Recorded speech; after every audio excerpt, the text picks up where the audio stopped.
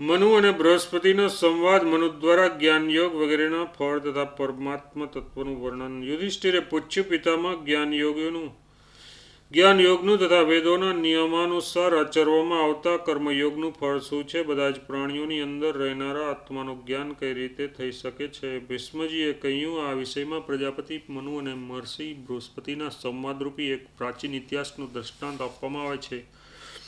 એક સમયે દેવતાઓ અને ઋષિઓની મંડળીમાં મુખ્ય મહર્ષિ બૃહસ્પતિએ પ્રજાપતિ મનુને પ્રણામ કરીને પૂછ્યું, ભગવાન, જે આ જગતનું કારણ અને વૈદિક કર્મોનું અધિષ્ઠાન છે, વિપ્રો જેને જ્ઞાનનું ફળ કહે છે તથા મંત્રના શબ્દો દ્વારા જેના તત્વનું યથાર્થ જ્ઞાન થતું નથી, તે વસ્તુનું યથાવત વર્ણન કરો, જેનાથી પૃથ્વી અને પાર્થિવ જગત, વાયુ અને અંતરિક્ષ, જળચર અને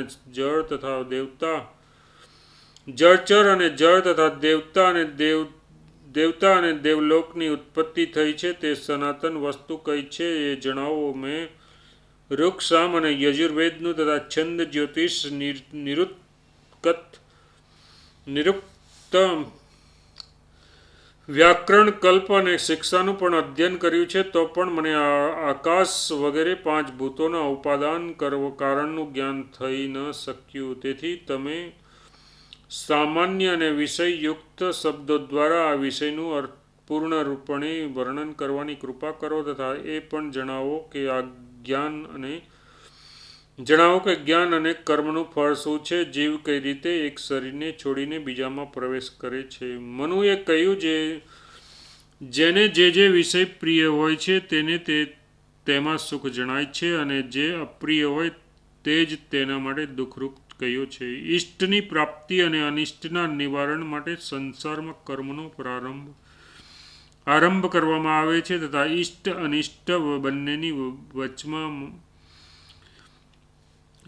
અનિષ્ટ બંનેથી બચવા માટે જ્ઞાનયોગનો ઉપદેશ કરવામાં આવ્યો છે. વૈદિક કર્મકાંડ પ્રાયઃ સકામ ભાવનાથી યુક્ત છે, પરંતુ જે કામનાઓના બંધનથી મુક્ત થઈ જાય છે તે જ પરમાત્માની પ્રાપ્તિ કરી શકે છે. મનુષ્ય નિષ્કામ ભાવે કર્મનું અનુષ્ઠાન કરીને પરબ્રહ્મને પ્રાપ્ત કરે છે. તે જ ઉપદેશથી કર્મોનું વિધાન કરવામાં આવ્યું છે. કર્મોથી પ્રાપ્ત થનારા સ્વર્ગાદિક ફળોની પ્રશંસા કરનારા વચનો તો કામનાઓમાં આસક્ત પુરુષો પર પોતાનો પ્રભાવ નાખે છે. તેથી આ કામનાઓથી પોતાના પિંડ છોડવાને પરમાત્માને જ પ્રાપ્ત કરવા જોઈએ. નિત્ય કર્મોના અનુષ્ઠાનથી રાગાદિક દોષ દૂર થઈ જવાના કારણે અંતઃકરણ શુદ્ધ થઈ જાય છે. પછી તેમાં જ્ઞાનનો પ્રકાશ છવાઈ જાય છે અને મનુષ્ય કર્મોથી અગોચર એવા કામનાતીત પરબ્રહ્મને પ્રાપ્ત કરી લે છે. મન અને કર્મથી જ સંસારની સૃષ્ટિ થઈ છે. એ બંને બંધનના કારણ હોવા છતાં પણ બ્રહ્મની પ્રાપ્તિમાં પણ માર્ગરૂપ બની જાય છે. વેદ વિહિત કર્મ અક્ષય ફળ એટલે કે મોક્ષ પણ આપે છે અને નશ્વર ફળની પણ પ્રાપ્તિ કરાવે છે. મનમાંથી ફલેચ્છાનો ત્યાગ જ અક્ષય ફળની પ્રાપ્તિમાં કારણ છે. બીજું કશું નહીં. જ્યારે રાત્રિ પસાર થઈ જાય છે અને અંધકારનું આવરણ હટી જાય છે, તે સમયે જેમ આંખો પોતાના તેજસ સ્વરૂપથી યુક્ત થઈને રસ્તામાં પગને બચાવવા યોગ્ય કાંટા વગેરેને જોઈ શકે છે, તે જ પ્રમાણે બુદ્ધિ પણ મોહનો પડદો હટી જતા વિવેકથી યુક્ત થઈને ત્યાગવા યોગ્ય અશુભ કર્મોને સમજી શકે છે.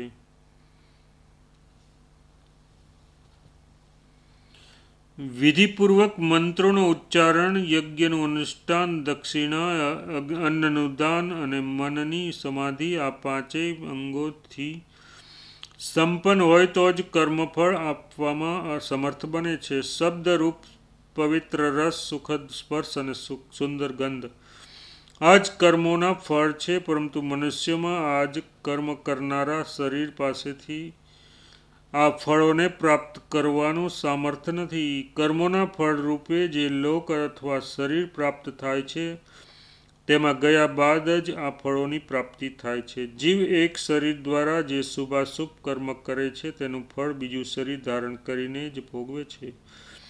કેમ કે શરીર જ સુખ દુઃખ ભોગવવાનું સાધન છે. મન અને વાણીથી કરેલા શુભાશુભ કર્મનું ફળ મન વાણી દ્વારા જ ભોગવવું પડે છે. ફળની ઈચ્છા રાખનાર મનુષ્ય પોતાના કર્મોમાં જેમ ગુણોનું સંપાદન કરે છે તે જ ગુણોથી પ્રેરિત થઈને તે કર્મના ફળને ભોગવે છે. જેમ માછલી પાણીના પ્રવાહ સાથે વહી જાય છે તેવી જ રીતે મનુષ્યને પહેલા કરેલા કર્મોના પ્રવાહમાં વહેવું પડે છે. આવી સ્થિતિમાં પણ તે શુભ કર્મોનું ફળ પ્રાપ્ત કરીને પ્રસન્ન થાય છે અને અશુભ કર્મોના ફળથી દુઃખી થાય છે.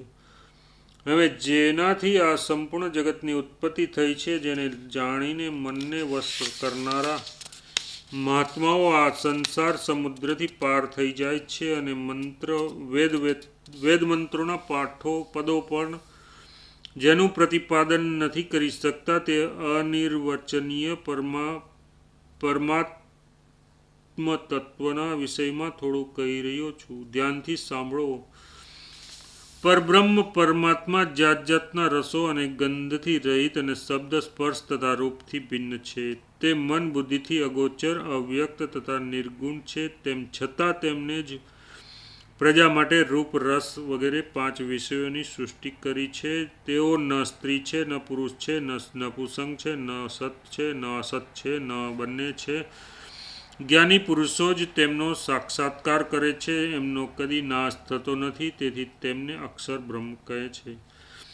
અક્ષરથી આકાશ, આકાશથી વાયુ, વાયુથી અગ્નિ, અગ્નિથી જળ, જળથી પૃથ્વી પ્રગટ થઈ છે. આ પૃથ્વીથી જ પાર્થિવ શરીર જગતની ઉત્પત્તિ થાય છે. પાર્થિવ શરીરનો જળમાં લય થાય છે. જળથી તેઓ અગ્નિમાં, અગ્નિથી વાયુમાં, વાયુથી આકાશમાં અને આકાશથી પરમાત્મામાં લીન થાય છે. પરમાત્માની આ પ્રાપ્તિ થઈ જતાં જીવનનો પુનર્જન્મ થતો નથી. પરમાત્મા ન ઠંડો છે, ન ગરમ, ન કોમળ છે, ન કઠોર, ન ખાટો, ન તુરો, ન મધુર છે, ન તીખો, શબ્દ, ગંધ અને રૂપથી પણ રહિત છે. તેનું સ્વરૂપ બધાથી વિલક્ષણ છે. ત્વચા સ્પર્શનો, જીહ્વા રસનો, ઘ્રાણેન્દ્રિય ગંધનો, કાન શબ્દનો અને નેત્રો રૂપનો જ અનુભવ કરે છે. આ ઇન્દ્રિયો પરમાત્માને પોતાનો વિષય બનાવી શકતી નથી. આધ્યાત્મ જ્ઞાનથી રહિત મનુષ્યને પરમાત્મા તત્વનો અનુભવ થતો નથી. તેથી જે જીહ્વાને રસથી, નાસિકાને ગંધથી, કાનોને શબ્દથી, ત્વચાને સ્પર્શથી અને નેત્રોને રૂપથી હટાવીને અંતર્મુખ બનાવી લે છે, તે જ પોતાના મૂળ સ્વરૂપ પરમેશ્વરનો સાક્ષાત્કાર કરી શકે છે. શ્રુતિના કથનાનુસાર વ્યાપક ઈશ્વર અને સાધક જીવ બંને જેના સ્વરૂપ છે, જે સંપૂર્ણ લોકમાં સ્થિત રહેનારો, કુટસ્થ બધાનું કારણ અને પોતે જ સર્વ કાંઈ કરનારો છે, તે જ કારણ તત્વ છે. તેના સિવાય જે કાંઈ છે તે બધું જ કાર્ય માત્ર છે. બધાનું કારણ, કુટસ્થ બધાનું કારણ અને પોતે જ સર્વ કાંઈ કરનારો છે, તે જ કારણ તત્વ છે. તેના સિવાય જે કાંઈ છે તે બધું જ કાર્ય માત્ર છે. જેમ કોઈ મનુષ્ય કુહાડાથી લાકડાને ફાડીને તેમાં અગ્નિનું દર્શન કરવા ચાહે તો ન એમાં અગ્નિ દેખાશે, ન ધુમાડો. તે જ રીતે આ શરીરનું પેટ ચીરવાથી કે હાથ પગ કાપવાથી કોઈ અંતર્યામી આત્માનું દર્શન કરી શકતું નથી, કેમ કે તે શરીરની ભિન્ન છે. પરંતુ તે કાષ્ટોનું યુક્તિપૂર્વક મંથન કરવાથી જેમ અગ્નિ અને ધુમાડો બંને જોવા મળે છે, તે જ પ્રમાણે યોગ દ્વારા મન અને ઇન્દ્રિયોને આત્મામાં શાંત કરવાથી બુદ્ધિમાન પુરુષ પોતાના સ્વરૂપભૂત આત્માનો સાક્ષાત્કાર કરી શકે છે. જેમ સ્વપ્નમાં મનુષ્ય પોતાના શરીરને આત્માથી અલગ અને પૃથ્વી પર પડેલું જુએ છે, તે જ પ્રમાણે 10 ઇન્દ્રિયો, 5 પ્રાણ અને મન અને બુદ્ધિ આ 17 તત્વોથી બનેલા લિંગ શરીર સાથે રહેનારો જીવાત્મા શરીરને પોતાનાથી અલગ જાણે. જે આવું નથી જાણતો તે જ એક શરીરથી બીજા શરીરમાં જન્મ લેતો રહે છે. આત્મા શરીરથી બધી જ રીતે ભિન્ન છે. તે એના ઉત્પત્તિ, વૃદ્ધિ, ક્ષય, મૃત્યુ વગેરે દોષોથી ક્યારેય લિપ્ત થતો નથી. કોઈ પણ ચર્મચક્ષુઓ દ્વારા આત્માને જોઈ શકાતું નથી. પોતાની ત્વચાથી તેનો સ્પર્શ પણ નથી કરી શકતું અને ન પોતાની ઇન્દ્રિયોથી તેનું કોઈ કાર્ય પણ સિદ્ધ કરી શકે છે. ઇન્દ્રિયો તો તેને જોઈ શકતી નથી, પરંતુ તે બધાને જુએ છે. જીવ પોતાના દ્રશ્ય શરીરનો ત્યાગ કરીને જ્યારે બીજા અદ્રશ્ય શરીરમાં પ્રવેશ કરે છે ત્યારે પહેલાના સ્થૂળ દેહને પંચમહાભૂતોમાં મળી જવા માટે પડતું મૂકીને બીજા શરીરમાં આશ્રય લઈને તેને જ પોતાનું સ્વરૂપ માની લે છે. મનુષ્યને મર્યા પછી તેના શરીરના 5 ભૌતિક અંશ પોતાના મહાભૂતોમાં મળી જાય છે, પરંતુ સ્ત્રોત્ર વગેરે 17 તત્વોનું લિંગ શરીર કર્મ વાસનામાં બંધાઈને બીજા સ્થૂળ દેહમાં પ્રવેશ કરીને 5 વિષયોનું સેવન કરતું રહે છે. શ્રોત્રેન્દ્રિય આકાશના ગુણ શબ્દનું, ઘ્રાણેન્દ્રિય પૃથ્વીના ગુણ ગંધનું, તેજસ નેત્રિય તેજના ગુણરૂપનું, રસનેન્દ્રિય જળના ગુણ રસનું તથા ત્વગિત્રિય વાયુના ગુણ સ્પર્શનું સેવન કરે છે. ઇન્દ્રિયોના 5 વિષયો 5 મહાભૂતોમાં રહે છે. 5 મહાભૂતો ઇન્દ્રિયોમાં રહે છે. ઇન્દ્રિયો મનની આજ્ઞાકારી એટલે કે અનુગામિની છે. મન બુદ્ધિને આશ્રિત છે અને બુદ્ધિ આત્માના આશ્રયે સ્થિત છે. આત્માની દુર્વિજ્ઞતા. મનુજી કહે છે, બૃહસ્પતિ મનુષ્ય તે આત્માનું નેત્રોથી દર્શન કરી શકતો નથી, ત્વચાથી સ્પર્શ કરી શકતો નથી અને શ્રોત્રથી શ્રવણ કરી શકતો નથી. તે આ બધાનો પોતાનો છે અને આ શ્રોત્રાદિ સ્વયં પણ પોતાને જોઈ શકતા નથી.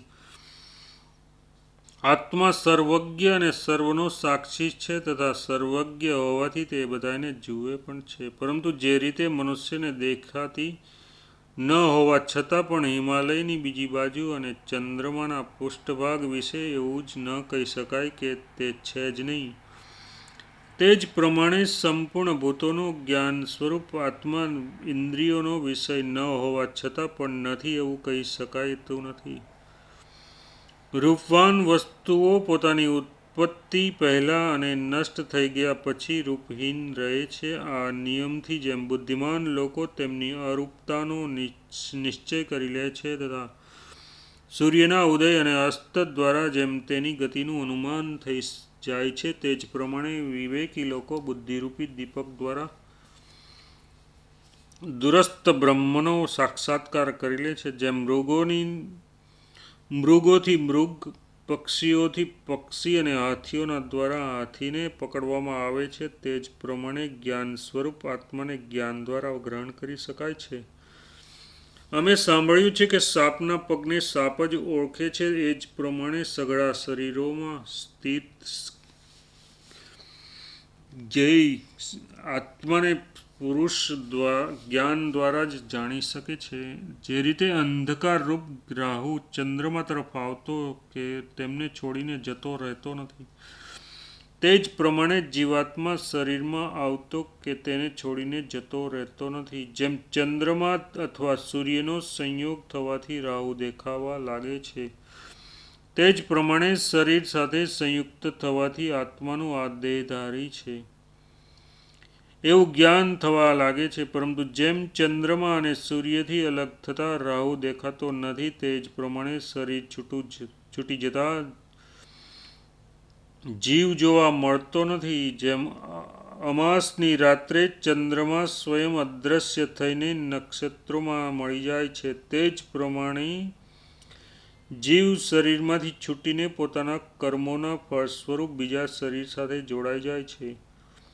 જે રીતે મનુષ્ય શુદ્ધ અને સ્થિર જળમાં નેત્ર દ્વારા પોતાનું રૂપ જોઈ શકે છે, તે જ રીતે ઇન્દ્રિયો શુદ્ધ અને સ્થિર થઈ જતાં તે જ્ઞાન દ્રષ્ટિથી જ્ઞેય સ્વરૂપ આત્માનો સાક્ષાત્કાર કરી શકે છે. તથા જળમાં હલનચલન પેદા થતાં જેમ રૂપ દેખાતું નથી, તે જ રીતે ઇન્દ્રિયો ચંચળ થઈ જવાથી બુદ્ધિ દ્વારા આત્માનો અનુભવ થતો નથી. અજ્ઞાનથી અવિદ્યા આવે છે અને અવિદ્યાથી મન રાગાદિ દોષોમાં ફસાઈ જાય છે. આ પ્રમાણે મન દૂષિત થવાથી તેને અધીન રહેનારી 5 જ્ઞાનેન્દ્રિયો પણ દૂષિત થઈ જાય છે. તેથી અજ્ઞાની મનુષ્ય સદા વિષયોમાં ડૂબેલો રહીને ક્યારેય તૃપ્ત થતો નથી તથા પોતાના પ્રારબ્ધાનુસાર તે વિષય ભોગોની ઈચ્છાથી વારંવાર આ સંસારમાં જન્મ લેતો રહે છે. પાપના કારણે જ સંસારમાં મનુષ્યની તૃષ્ણાનો અંત આવતો નથી. જ્યારે પાપ નષ્ટ થઈ જાય છે ત્યારે તેની તૃષ્ણા નષ્ટ થાય છે. વિષયોના સંસર્ગથી સર્વદા તેમાં જ રચ્યા-પચ્યા રહેવાથી તથા મન દ્વારા વિપરીત સાધનોનું અવલંબન કરવાથી પરબ્રહ્મની પ્રાપ્તિ થતી નથી. જ્યારે પાપ કર્મનો ક્ષય થઈ જાય છે ત્યારે પુરુષને જ્ઞાન પ્રાપ્ત થાય છે. દર્પણ સ્વચ્છ હોવાથી જેમ પ્રતિબિંબ દેખાવા લાગે છે તે જ પ્રમાણે પોતાના શુદ્ધ હૃદયમાં પરમાત્માનો સાક્ષાત્કાર કરવા લાગે છે. મનુષ્ય વિષયો તરફ ઇન્દ્રિયોના આકર્ષણથી દુઃખી બન્યો છે અને તેમાંથી રસ શોષાઈ જતા સુખી થઈ શકે છે. તેથી તેણે બુદ્ધિ દ્વારા ઇન્દ્રિયોને તેમના વિષયો તરફથી રોકીને વશમાં રાખવી જોઈએ. ઇન્દ્રિયોથી મન શ્રેષ્ઠ છે, મનથી બુદ્ધિ શ્રેષ્ઠ છે, બુદ્ધિથી જ્ઞાન શ્રેષ્ઠ છે અને જ્ઞાનથી પરમાત્મા શ્રેષ્ઠ છે. અવ્યક્ત પરમાત્માથી જ જ્ઞાનની ઉત્પત્તિ થઈ છે તથા જ્ઞાનથી બુદ્ધિ અને તેનાથી મન પ્રગટ થયું છે. તે મન જ સ્ત્રોત્રાદિ ઇન્દ્રિયોથી યુક્ત થઈને વિષયોને જુએ છે. જે પુરુષ શબ્દાદિ વિષયો, સઘળા વ્યક્ત પદાર્થો અને પ્રાકૃતિક વિષયોનો ત્યાગ કરી દે છે તે અમરત્વને પ્રાપ્ત થાય છે. પરંતુ સકામ કર્મ કરનાર પુરુષ વારંવાર જન્મ મરણના ચક્કરમાં પડીને સુખ દુઃખાદિ કર્મફળને ભોગવતો રહે છે. ઇન્દ્રિયો દ્વારા વિષયોને ગ્રહણ ન કરવાથી પુરુષના વિષયો તો છૂટી જાય છે પરંતુ તેમાં તેની આસક્તિ રહે છે. તે તો ત્યારે છૂટે છે જ્યારે તેને પરબ્રહ્મનો સાક્ષાત્કાર થઈ જાય છે. જે સમયે બુદ્ધિ કર્મજન્ય ગુણોથી છૂટીને મનનાત્મિકા વૃત્તિમાં સ્થિર થઈ જાય છે તે સમયે મન બ્રહ્મમાં લીન થઈને તદ્રુપ્ત થઈ જાય છે. પરબ્રહ્મ સ્પર્શ, શ્રવણ, રસન, દર્શન, દ્રાણ અને સંકલ્પ બધા જ પ્રકારના કર્મોથી રહિત છે. તેથી તેના સુધી માત્ર વિશુદ્ધ બુદ્ધિની જ પહોંચ હોય છે. વિષયોનો મનમાં લય થાય છે, મનનો બુદ્ધિમાં, બુદ્ધિનો જ્ઞાનમાં અને જ્ઞાનનો પરમાત્મામાં લય થાય છે. ઇન્દ્રિયો મનને જાણતી નથી. મન બુદ્ધિને નથી જાણતું અને બુદ્ધિ અવ્યક્ત આત્માને નથી જાણતી, પરંતુ અવ્યક્ત આ બધાને જાણે છે. આત્મદર્શનનો ઉપાય. મનુજી કહે છે, બૃહસ્પતિ જ્યારે આ શારીરિક અથવા માનસિક દુઃખ આવી પડે તો તેના માટે મનુષ્ય ચિંતિત થવું ન જોઈએ. દુઃખનું ચિંતન ન કરવું અને એ જ તેની ઔષધિ છે. ચિંતન કરવાથી તો તે સામે આવે છે અને તેમાં વધારો થતો રહે છે. તેથી માનસિક દુઃખને વિચારથી અને શારીરિક વ્યાધિને ઔષધિઓથી દૂર કરવી આ જ વિજ્ઞાનનું સામર્થ્ય છે. બાળકોની જેમ શોક ન કરવો જોઈએ. યુવાની રૂપ જીવન, ધનસંગ્રહ, આરોગ્ય અને પ્રિયજનોનો સમાગમ આ બધા જ અનિત્ય છે. વિચારશીલ મનુષ્યોએ આમનો લોભ કરવો ન જોઈએ. જે દુઃખનો સંપૂર્ણ રાષ્ટ્ર સાથે સંબંધ હોય તેના માટે એક વ્યક્તિએ શોક ન કરવો જોઈએ. હા, જો તેને તેનો પ્રતિકાર કરવાનો કોઈ ઉપાય દેખાતો હોય તો શોક ન કરતા તે ઉપાય જ કરવો જોઈએ. એમાં સંદેહ નથી કે મનુષ્ય જીવનમાં સુખની અપેક્ષા દુઃખ જ અધિક છે. જે પુરુષ ઇન્દ્રિયોના વિષયોમાં રાગ કરે છે તેને મોહવશ મૃત્યુના મુખમાં જવું પડે છે. પરંતુ જે પુરુષ સુખ દુઃખ બંનેને છોડી દે છે તે પરબ્રહ્મને પ્રાપ્ત કરી લે છે. વિચારશીલ લોકોએ તેના માટે શોક કરવો પડતો નથી. વિષયોના ઉપાર્જનમાં દુઃખ છે, તેમની રક્ષા કરવામાં પણ સુખ નથી તથા દુઃખથી જ તેમની ઉપલબ્ધિ થાય છે. તેથી તેમનો નાશ થઈ જાય તો ચિંતા કરવી ન જોઈએ. જે સમયે બુદ્ધિ પોતાના કર્મજનિત સંસ્કારો સહિત ચિત્તની મનનાત્મિકા વૃત્તિમાં સ્થિર થઈ જાય છે તે જ સમયે ધ્યાન યોગ જનિત સમાધિ દ્વારા બ્રહ્મનો સાક્ષાત્કાર થઈ શકે છે. અન્યથા જેમ જળની ધારા પર્વતના શિખરથી નીકળીને ઢાળ તરફ વહે છે તે જ પ્રમાણે આ ગુણાત્મિકા બુદ્ધિ ગુણમય પદાર્થો તરફ જ જાય છે. જે સમયે તે ધ્યાન યોગ દ્વારા નિર્ગુણ તત્વ સુધી પહોંચી જાય છે તે સમયે કસોટી દ્વારા જેમ સોનાને ઓળખવામાં આવે છે તે જ પ્રમાણે તેને પરબ્રહ્મનો અનુભવ થઈ જાય છે. તેથી ઇન્દ્રિયોના બધા જ દ્વારોને રોકીને મનમાં એ સ્થિર થવું જોઈએ. આ પ્રમાણે મનની એકાગ્રતા થવાથી પરમાત્માની પ્રાપ્તિ થઈ જાય છે. જે રીતે ગુણોનો ક્ષય થતાં પંચમહાભૂત નિવૃત્ત થઈ જાય છે તે જ પ્રમાણે બુદ્ધિ સમસ્ત ઇન્દ્રિયો સહિત મન એટલે કે અહંકારમાં લીન થઈ જાય છે. જ્યારે નિશ્ચયાત્મિકા બુદ્ધિ અંતર્મુખ થઈને મનમાં સ્થિર થાય છે ત્યારે તે મન સ્વરૂપ જ થઈ જાય છે. મન અનેક પ્રકારના ગુણોથી યુક્ત છે, પરંતુ જ્યારે તે ધ્યાનજન્ય ગુણો સાથે જોડાયેલું હોય છે ત્યારે બધા જ ગુણોનો ત્યાગ કરીને નિર્ગુણ બ્રહ્મ સ્વરૂપ થઈ જાય છે.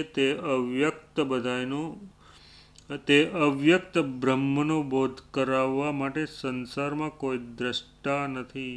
જ્યાં વાણીનો વેપાર જ નથી તે વસ્તુને વર્ણનનો વિષય કોણ બનાવી શકે છે? તેથી તપથી, અનુમાનથી, સમાધિ ગુણોથી, બ્રાહ્મણાદિ જાતિના ધર્મોનું પાલન કરીને તથા શાસ્ત્ર અભ્યાસ દ્વારા ચિત્તને શુદ્ધ કરીને પરબ્રહ્મને જાણવાનો પ્રયત્ન કરવો. ગુણાતીત પુરુષ તે અતર્કનીય પરબ્રહ્મનો બહાર ભીતર સમભાવે અનુભવ કરી શકે છે. બૃહસ્પતિજી ધર્મ કરવાથી શ્રેયની વૃદ્ધિ થાય છે અને અધર્મથી અકલ્યાણ એટલે કે અહિત થાય છે. રાગી પુરુષ પ્રકૃતિના રાજ્યમાં રહે છે અને વિરક્ત આત્મજ્ઞાન પ્રાપ્ત કરી લે છે. જે સમયે મનુષ્ય શબ્દાદિક 5 વિષયો સહિત 5 ઇન્દ્રિયો અને મનને વશમાં કરી લે છે તે સમયે તે મણીઓમાં ઓતપ્રોત ધાગાની જેમ સર્વત્ર વ્યાપ્ત પરબ્રહ્મનો સાક્ષાત્કાર કરી લે છે. તે સમયે તેને એ પણ અનુભવ થઈ જાય છે કે જે રીતે ધાગો સોનાના મણકાની જેમ મોતી, મૂંગા અને માટીના મણકામાં પણ પરોવાયેલો છે એ જ પ્રમાણે પોતાના કર્મો પ્રમાણે આત્મા પણ ગાય, ઘોડો, મનુષ્ય, હાથી, મૃગ અને કીટ પતંગાદિ સઘળા શરીરોમાં વ્યાપ્ત છે. જે કર્મ કરે છે તે શરીરથી તે કર્મોનું ફળ પ્રાપ્ત કરે છે. મનુષ્યને પ્રથમ વિષયોનું જ્ઞાન થાય છે, પછી તેને પ્રાપ્ત કરવાની ઈચ્છા થાય છે, ત્યારબાદ પ્રયત્ન અને પછી કર્મ થાય છે તથા કર્મ કરવાથી તેનું ફળ મળે છે. આ પ્રમાણે ફળને કર્મ સ્વરૂપ, કર્મને જ્ઞેય સ્વરૂપ, જ્ઞેયને જ્ઞાન સ્વરૂપ અને જ્ઞાનને સત્વ સ્વરૂપ સમજવું જોઈએ. આ પ્રમાણે જ્ઞાન,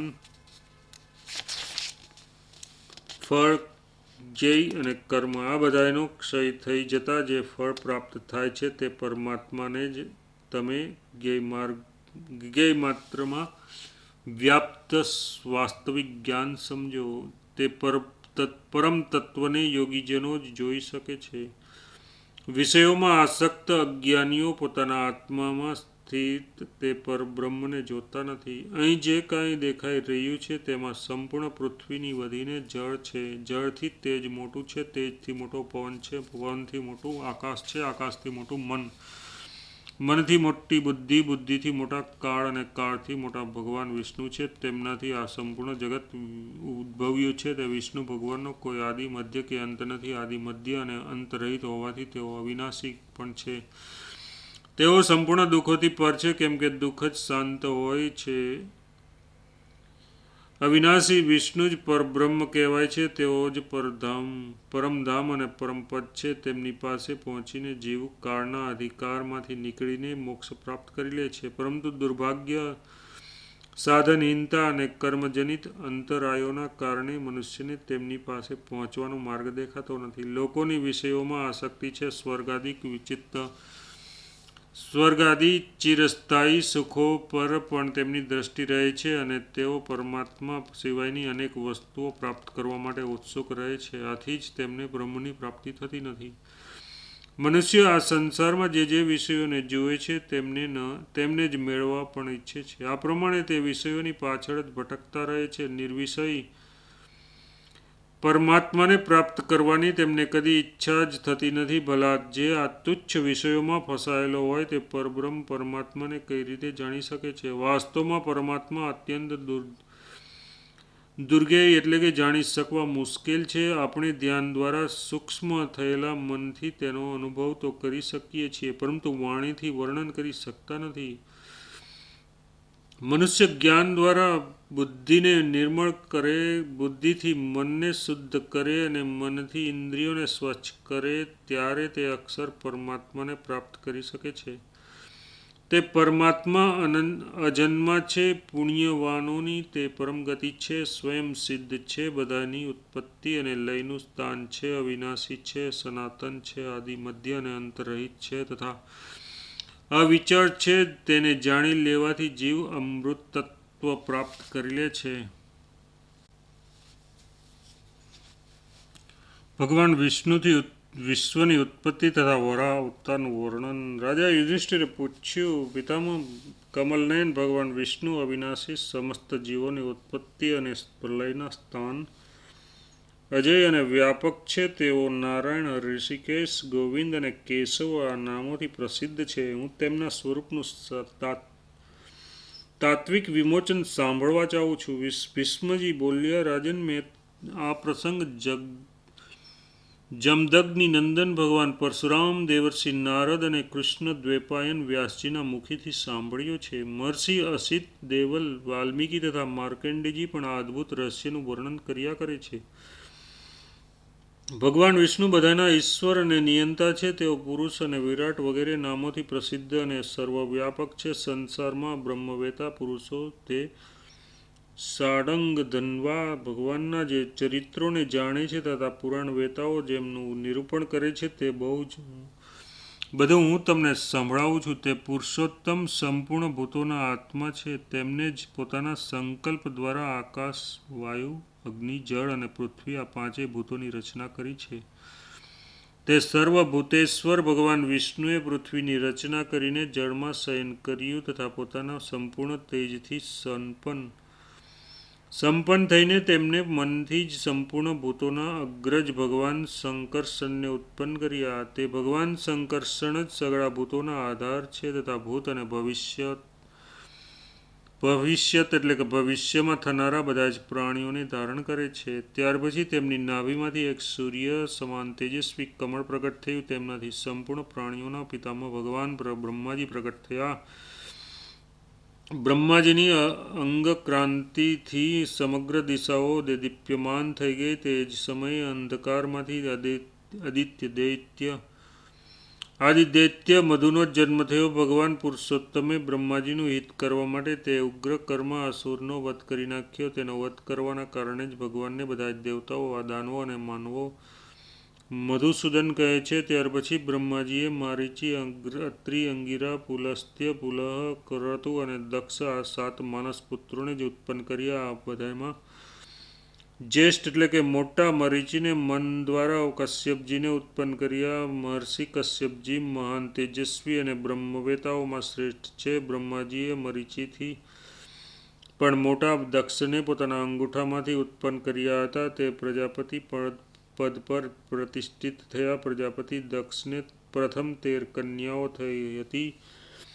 એમનામાંથી દિતિ બધાથી મોટી હતી. સમસ્ત ધર્મોને વિશેષ રૂપે જાણનારા પરમ યશસ્વી મરીચી નંદન કશ્યપ આ બધી જ કન્યાઓના પતિ થયા. ત્યાર પછી દક્ષે 10 કન્યાઓ બીજી ઉત્પન્ન કરી. તેમના લગ્ન ધર્મ સાથે કરાવી દીધા. આ કન્યાઓથી ધર્મના વસુ, રુદ્ર, વિશ્વદેવ, સાધ્ય અને મરુદગણોએ જન્મ લીધો. પ્રજાપતિ દક્ષની આ બધી કરતા નાની 27 કન્યાઓ બીજી પણ હતી. તે બધાના પતિ મહાભાગ ચંદ્રમા થયા. કશ્યપજીની બીજી પત્નીઓથી ગંધર્વ, યક્ષ, ગંધર્વ, અશ્વ, પક્ષી, ગાય, કિમપુરુષ, મત્સ્ય, ઉદ્ભિજ અને વનસ્પતિ વગેરે ઉત્પન્ન થયા.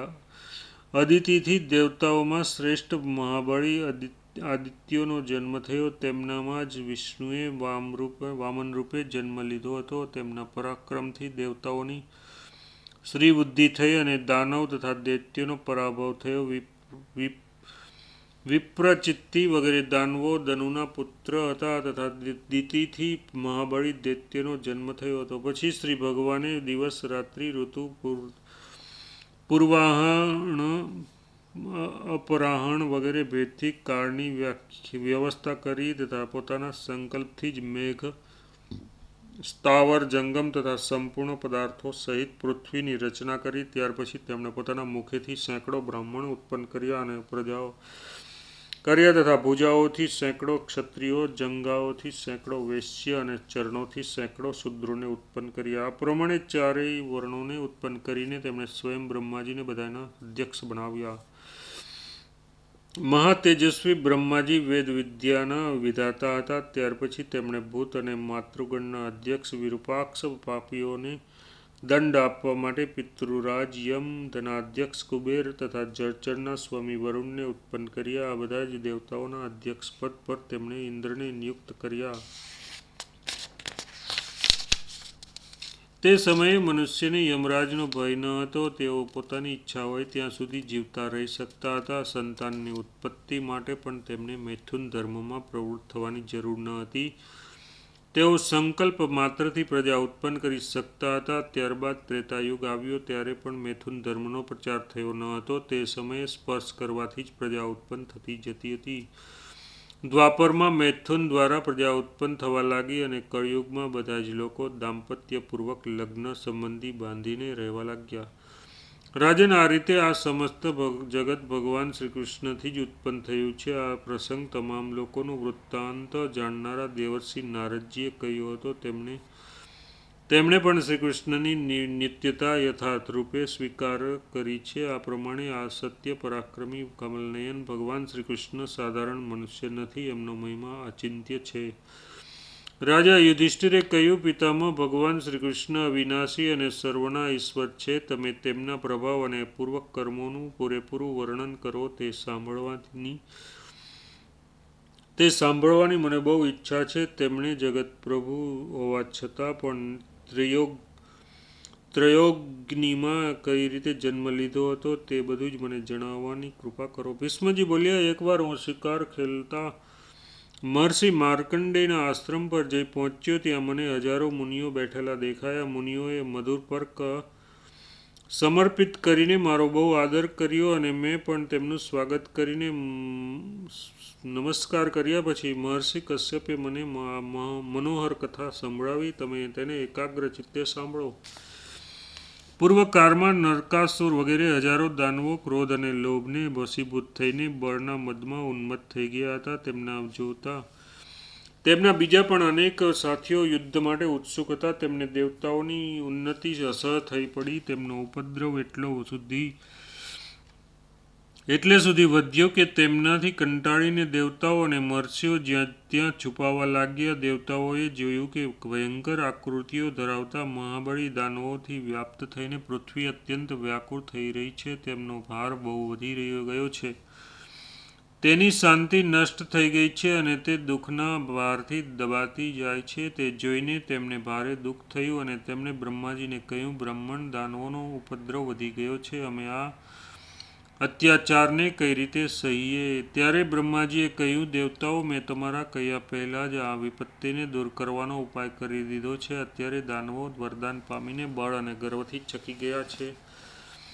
તેમને અવ્યક્ત સ્વરૂપ ભગવાન વિષ્ણુનો પણ કોઈ ભય નથી. જુઓ, અત્યારે તેમણે વરાહરૂપ ધારણ કર્યું છે. આ દાનવોને કાબૂમાં લેવા અત્યારે દાનવો માટે પણ કઠણ છે, દેવતા માટે પણ કઠણ છે. આ પૃથ્વીની નીચે જ્યાં સુધી દાનવો હજારોની સંખ્યામાં રહે છે, ભગવાન વરાહ ત્યાં જઈને બધાનો સંહાર કરશે. બ્રહ્માજીની આ વાત સાંભળીને બધા દેવતાઓ પ્રસન્ન થઈ ગયા. ત્યારે મહાતેજસ્વી ભગવાન વિષ્ણુ વરાહ રૂપ ધારણ કરીને બહુ વેગપૂર્વક પૃથ્વીની નીચે દાનવો પાસે ગયા અને તેમને ભયભીત કરતા રહીને અતિ ભીષણ અવાજ કરવા લાગ્યા. તેમની ગંભીર ગર્જનાથી સમસ્ત બ્રહ્માંડ ગુંજી ઉઠ્યું અને તેમાં રહેનારા ઇન્દ્રાદિ દેવતાઓ પણ ગભરાવા લાગ્યા. સમસ્ત સંસારમાં નિસ્તબ્ધતા છવાઈ ગઈ. સ્થાવર જંગમ બધા જ છક થઈ ગયા. તે ભીષણ ગર્જનાથી મૂર્છિત થઈને અનેક દાનવો પ્રાણહીન થઈને પડવા લાગ્યા. ભગવાને રસાતળમાં પહોંચીને તે દેવશત્રુઓના માંસ, મેદ અને હાડકાંઓને પોતાની ખરીઓથી કચડી નાખ્યા. એ જ સમયે બધા જ દેવતાઓ મળીને બ્રહ્માજીની પાસે ગયા અને તેમણે પૂછ્યું, ભગવાન, આ ભીષણ અવાજ ક્યાંથી આવી રહ્યો છે?